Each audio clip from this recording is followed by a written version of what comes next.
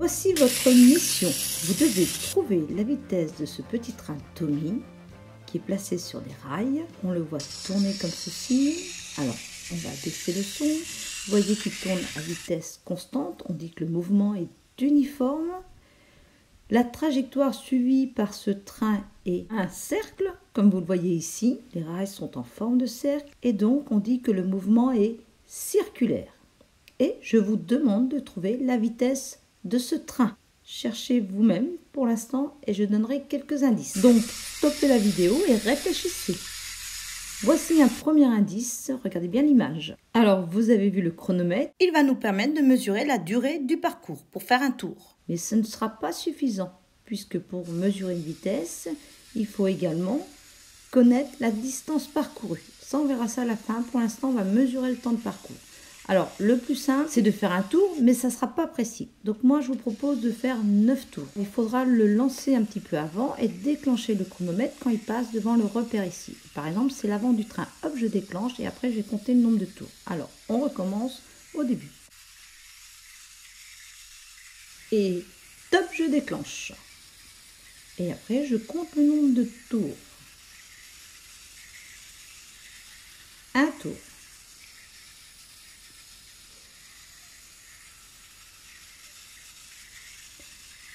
2 tours.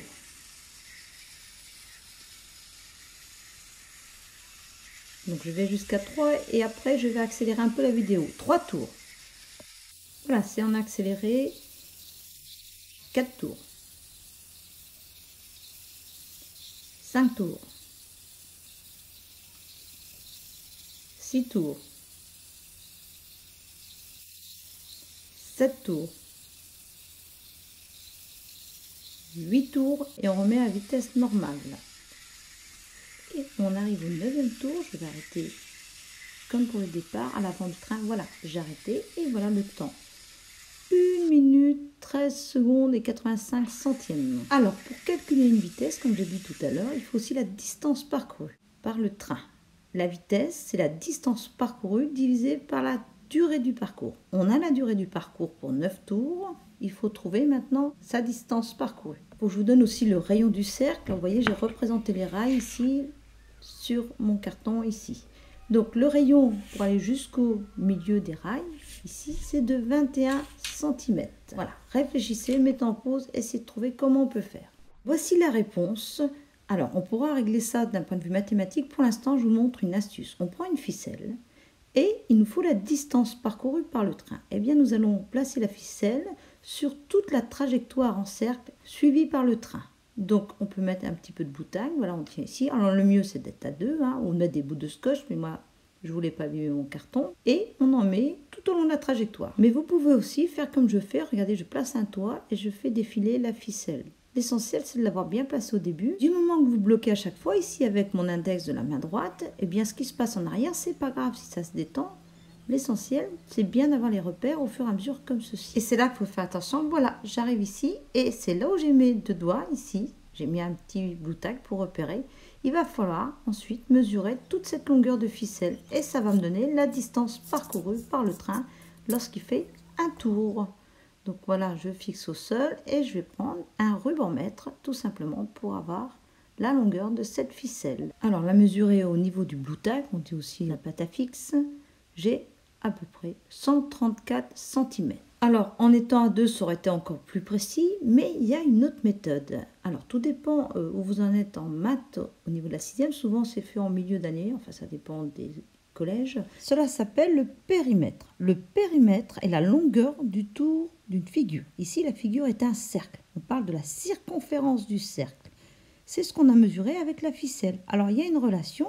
En fait, ce périmètre est proportionnel au diamètre ou au rayon. En fait, il y a 2 relations, une avec le rayon, une avec le diamètre. Donc, c'est 2 fois pi fois r ou pi fois d. D étant égal à 2 fois le rayon. Donc, c'est la même relation. Pi est égal à 3,14. Donc, je laisse les professeurs de maths vous expliquer ça. Donc, nous, on va l'utiliser, on va vérifier si on a bien ce qu'on a obtenu avec la longueur de la ficelle. Le rayon étant de 21 cm, ça fait 2 fois pi, donc 3,14 fois 21. Et voici le calcul, 132 cm. Avec la ficelle, nous avons trouvé 134 cm. Mais ici, la méthode du périmètre est beaucoup plus précise. Il y a peut y avoir une erreur juste sur la mesure du rayon. Et maintenant, nous allons vraiment pouvoir calculer cette vitesse puisqu'on connaît la distance du parcours et la durée du parcours. La durée du parcours pour 9 tours était de 1 minute et 13,85 secondes.